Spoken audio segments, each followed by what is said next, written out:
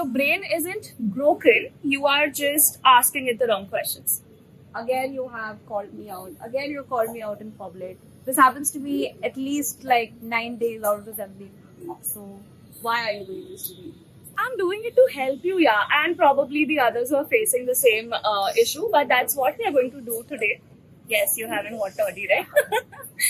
Okay. Here's what we are doing today. We are going to get out of that headspace where our brain just decides to ghost us. Okay. So we're going to talk about like some ideas, or rather how we can get into that ideation zone every time we're feeling stuck.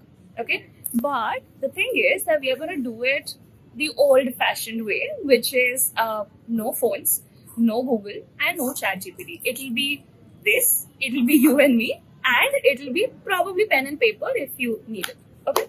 But why are we not using ChatGPT? I think ChatGPT is like the only crutch I have for my creativity here. Yes, exactly. So I'm going to take you back from that because I think pretty much everyone is going to come up with same ideas after a while because everybody is just sticking to that one source of information. So yeah, we're going to change that. And also because, so I read this book last week called Steal Like an Artist. Okay. So this author, Austin Kleon, he talks about having 2 desks at your workplace, studio, wherever basically you're put up.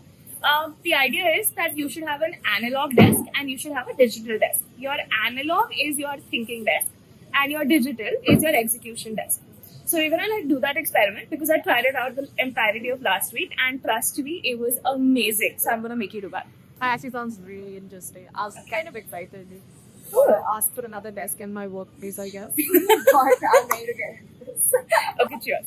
Cheers. Is everything looking fine? Is the color like blending with my skin or something? Club it up. Wait. I forgot the very first line. Tell me about your phone and pen. What idea again? Bhul Now my drink tastes like biryani water. Eeks. And this is what I would like boil my biryani rice in.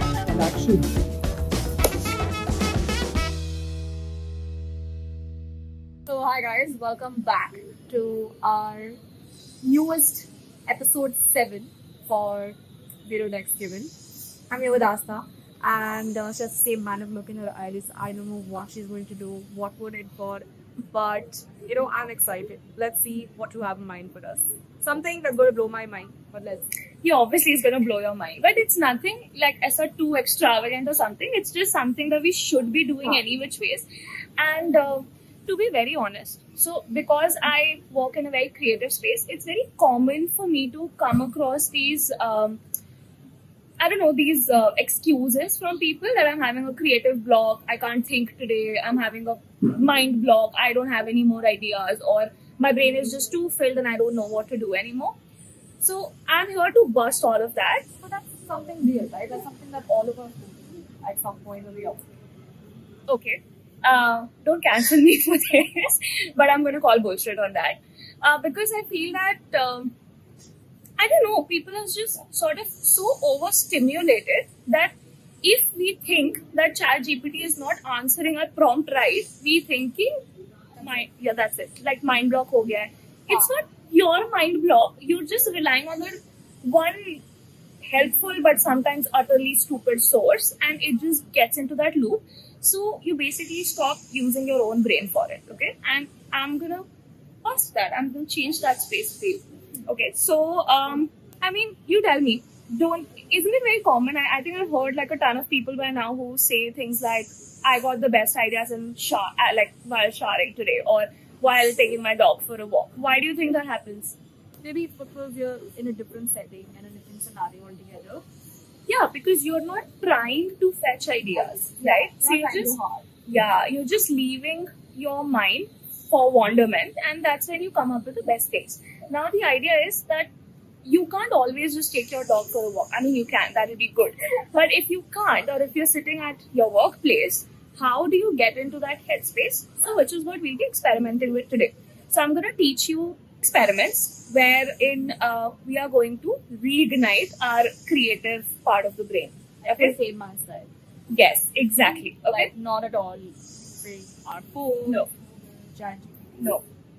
Are you already feeling out of Yeah, ideas? I do feel a little bit Hmm. insecure. Okay, so one is we've got the Annoyance Audit game. We've got Random Objects Connection. Okay. Then we've got Question game. Okay. And then we've gotten the Worst Idea Challenge. Okay. And All of my ideas. we'll improve that. Are we ready? I think yeah. I'm excited.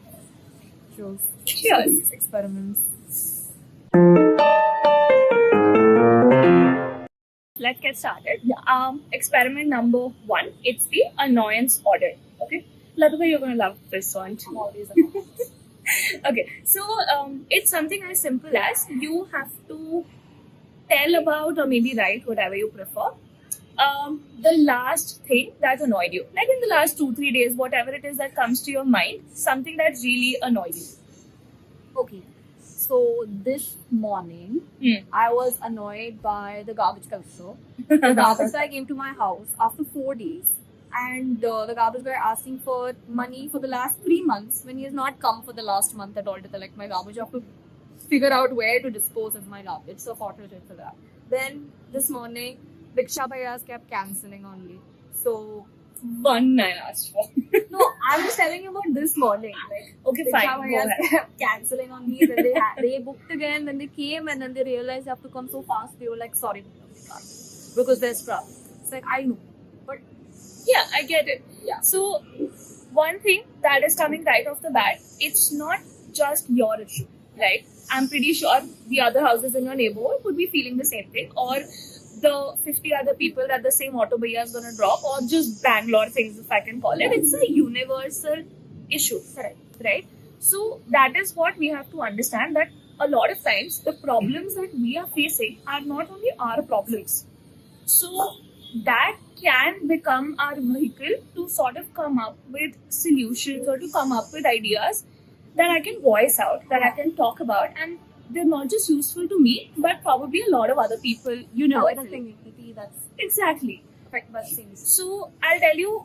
Okay, let's do it this way. I'll also tell you mine. I think I'm also quite annoyed by a lot of things. One thing that I would say I recently got annoyed by is like how when we go to these restaurants and they give you a place to sit immediately, Yeah. but then you're sitting and just waiting to like get water, to get the menu for like 20 minutes. Correct. Yeah. It's annoying as hell because I'm like, buddy, it's my time. I'm here to like enjoy. At least give me like bread while you're getting me the menu. So yeah, that is something that annoys me. I'll tell you why. Why? Yeah. Yeah.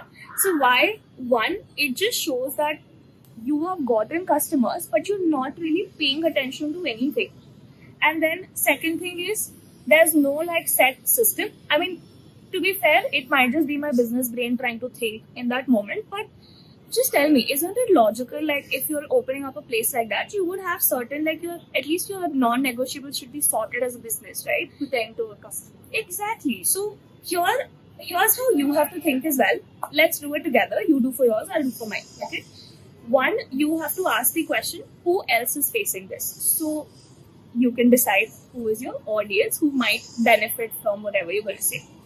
Second is what need exactly isn't being met. Okay. And third, what do you think would be a solution? Right. So generally the people who are living in area that is here going to be those are the people who are really impacted by this. Yeah.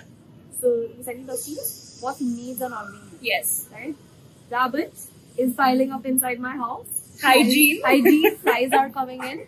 Yeah. And it's a waste of my time to go out and find a proper disposal area, right? To go and find where I can dispose of it. I can't throw it on the street, obviously. I live in a residential neighborhood. You can't have garbage piling up. So I have to go out and do that. And a proper solution for this would be either having, a big ass garbage can where I can just dump my waste and then he Yeah. can come and collect it so that the garbage is not piling up in my house. Or he can just knock on my door every time he comes to the house. Because he Correct. comes at 6 in the morning, 4 in the morning, or like 4 in the afternoon, whenever he wants to come. Yeah. He will come whenever. So he can just knock on my door. So that would be Okay. a good solution. Very simple solution. That makes a lot of sense. And yeah, that's what happens near my place. It's an alternate day system, so I know that okay, they're gonna come. Anywho, now here's how I'll dissect mine. Okay, problem. Who's facing it? Everybody. Everybody going to that restaurant is gonna face that problem. What need isn't being met? I think it's not efficient. So efficiency, even from a perspective of, I think the business is losing money because a customer has come. One, you're gonna get a bad review for like not having proper service. Second, you're not gonna be able to entertain your next customer because your first customer has taken 20 minutes extra because of your fault. And third, well, it's like your customers are not going happy or having like a positive time overall. So that becomes what need is not being met. Now, in terms of probable solutions, and I think something that can stretch across others also is having a proper training in place for every person you hire for service in your restaurant, right? Second thing could be having like a checklist or this sort of a system. Third would be having probably a managerial role, just looking at this perspective that if someone has come in sad, have they gotten things on time or not? At least water. Exactly. And now you have gotten these random ideas out of like one of the things that annoyed you. Yeah. And you can translate it to anything. So like, let's say tomorrow when I'm sitting and making my LinkedIn posts or doing something like that and I need something to build on, these are my ideas. My annoyance audit has gotten me ideas about building systems, training people, having good customer experiences, etc. And that further translates into like 10 other posts. So it just becomes a way. Now my brain is not in a rut. Right. So even something as simple as something that annoys you can turn into an idea at your back. Exactly. Just to remember of you. Yeah. Number one is who else is annoyed. Yes, it's a very simple framework. You go with one, think about the last thing that annoyed you, not something like I was hungry or I'm tired, because that's just that's just like it's human. There's no problem with it. Okay, so you're supposed to think Self-induced. I guess. Okay. So you basically you think about what annoyed you last. Yeah. Then you ask yourself these 3 questions. Who else is facing this? What need isn't being met? And what solutions I can offer. Okay? When you've gotten this, you are already out of your brain rut. So you'll be able to like put those in different clusters and talk about it openly in a way that's convenient to you. So Joanne is adding some value. Yeah. So you see, now it was a fun experiment, but we've gotten what we wanted out of it. Correct. Got it. Feeling a little bit creative? Yeah, I do. Actually, it is kind of helpful. Okay. Because I'm such a annoyed person in this.